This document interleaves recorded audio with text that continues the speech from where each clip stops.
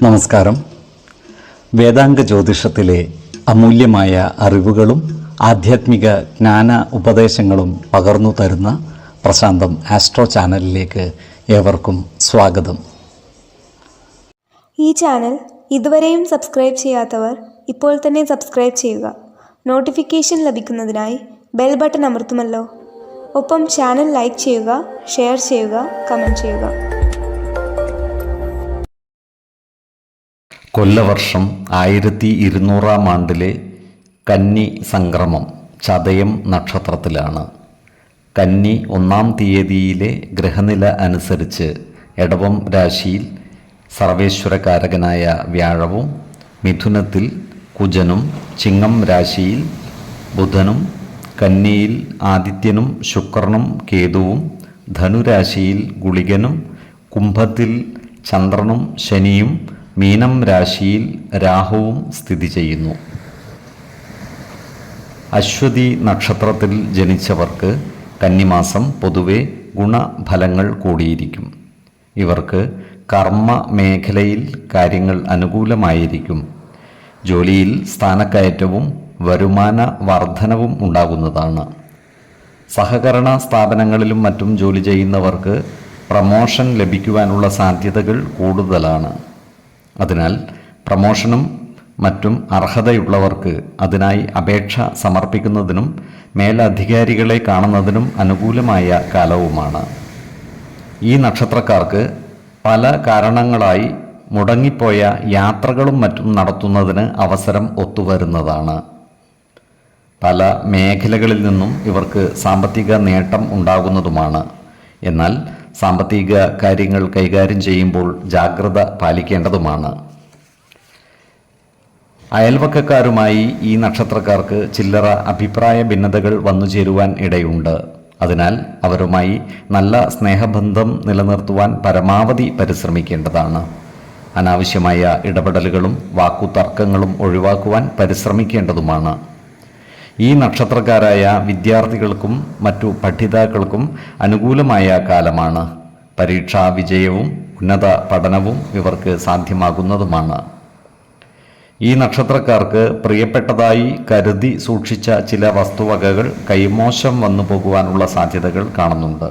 അതിനാൽ വസ്തുവകകളുടെ കൊടുക്കൽ വാങ്ങലുകൾ നടത്തുമ്പോൾ അതീവ ശ്രദ്ധ പുലർത്തുന്നത് ഗുണകരമായിരിക്കും. ഏതൊരു കാര്യം ചെയ്യുമ്പോഴും 2 വട്ടം ആലോചിച്ചു മുന്നോട്ട് നീങ്ങുന്നതാണ് ഗുണകരമാവുക. 2, 14, 27 തീയതികൾ അനുകൂലമാണ്. ഭരണി നക്ഷത്രത്തിൽ ജനിച്ചവർക്ക് കന്നിമാസം പൊതുവെ ഗുണദോഷ സമ്മിശ്രമായിരിക്കും. ഈ നക്ഷത്രക്കാർക്ക് കർമ്മ മേഖലയിൽ കാര്യങ്ങൾ അനുകൂലമാണ്. ഇവർക്ക് വരുമാന വർധനവ് ഉണ്ടാകുന്നതുമാണ്. ഔദ്യോഗിക മേഖലകളിലെ പ്രവർത്തികൾ പ്രത്യേക ശ്രദ്ധയോടുകൂടി ചെയ്തു പൂർത്തീകരിക്കേണ്ടതുമാണ്. ജോലിസ്ഥലത്ത് സഹപ്രവർത്തകരുടെയും മേലുദ്യോഗസ്ഥരുടെയും പരിപൂർണ സഹകരണവും ഇഷ്ടവും നേടിയെടുക്കുവാൻ പരിശ്രമിക്കേണ്ടതുമാണ്. ബന്ധുജനങ്ങളുമായി അടുത്തിടപഴകുവാൻ ഇവർക്ക് അവസരം ലഭിക്കുന്നതാണ്.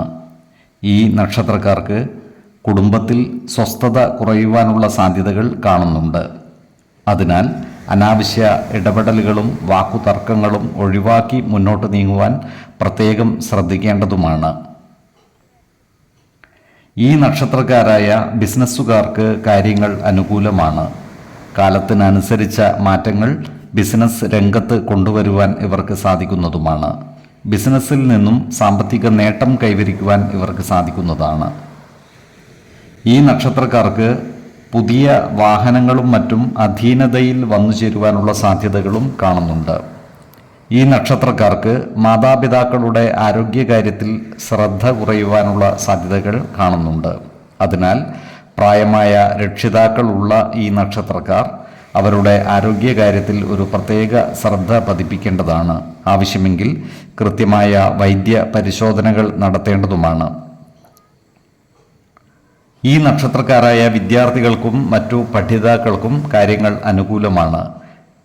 ഇവർക്ക് പരീക്ഷകളിൽ ഉന്നത വിജയം നേടുവാനും ഉപരിപഠനം നടത്തുവാനുമുള്ള അവസരം ഒത്തുവരുന്നതാണ്. ഈശ്വര കടാക്ഷത്താൽ എല്ലാ പ്രതിസന്ധികളെയും അതിജീവിച്ചു മുന്നോട്ട് നീങ്ങുവാൻ ഇവർക്ക് സാധിക്കുന്നതുമാണ്. 5, 15, 25 തീയതികൾ അനുകൂലമാണ്. കാർത്തിക നക്ഷത്രത്തിൽ ജനിച്ചവർക്ക് കന്നിമാസം ഗുണദോഷ സമ്മിശ്രമായിരിക്കും. ഈ നക്ഷത്രക്കാർക്ക് കർമ്മ മേഖലയിൽ കാര്യങ്ങൾ അനുകൂലമായിരിക്കും. വരുമാന വർധനവ് ഉണ്ടാകുന്നതാണ്. എന്നാൽ അപ്രതീക്ഷിതമായ ചിലവുകൾ വന്നുചേരുവാനുള്ള സാധ്യതകളും കാണുന്നുണ്ട്. ഈ നക്ഷത്രക്കാർക്ക് സന്താനങ്ങളുടെ കാര്യത്തിൽ മനോവിഷമം വന്നുചേരുവാനുള്ള സാധ്യതകൾ കാണുന്നുണ്ട്. സന്താനങ്ങളുടെ പഠനം, തൊഴിൽ, വിവാഹം എന്നീ കാര്യങ്ങളിൽ അമിതമായ ആശങ്കകൾ ഒഴിവാക്കി മുന്നോട്ട് നീങ്ങുവാൻ പരിശ്രമിക്കേണ്ടതാണ്. വിശ്വാസികളായവർക്ക് മക്കളുടെ ജാതക പരിശോധന ചെയ്ത് ഇത്തരം കാര്യങ്ങളിൽ ഉചിത തീരുമാനം എടുക്കാവുന്നതുമാണ്. ഈ നക്ഷത്രക്കാരായ സാഹിത്യ സാംസ്കാരിക പ്രവർത്തകർക്ക് കാര്യങ്ങൾ അനുകൂലമാണ്. ഇവരുടെ കഴിവുകൾ സമൂഹമധ്യത്തിൽ അംഗീകരിക്കപ്പെടുന്നതാണ്. പലവിധ പുരസ്കാരങ്ങളും ഇവരെ തേടിയെത്തിയാൽ അത്ഭുതപ്പെടുവാനുമില്ല. മേടക്കൂറിൽ വരുന്ന ഈ നക്ഷത്രക്കാർക്ക് ധനധാന്യ സമൃദ്ധിയോടുകൂടി കഴിയുവാനുള്ള യോഗം കാണുന്നുണ്ട്. ഇവർക്ക് ഭൂമി കൈവശം വന്നു ചേരുവാനുള്ള സാധ്യതകളുമുണ്ട്. എടവക്കൂറിൽ വരുന്ന ഈ നക്ഷത്രക്കാർ സാമ്പത്തിക കാര്യങ്ങൾ കൈകാര്യം ചെയ്യുമ്പോൾ അതീവ ജാഗ്രത പാലിക്കേണ്ടതാണ്. അനാവശ്യ ചിലവുകൾ നിയന്ത്രിച്ചു നിർത്തുവാൻ പരമാവധി പരിശ്രമിക്കേണ്ടതുമാണ്. ഈ നക്ഷത്രക്കാർ ആരോഗ്യകാര്യങ്ങളിൽ ഒരു പ്രത്യേക ശ്രദ്ധ പുലർത്തുന്നത് ഗുണകരമായിരിക്കും.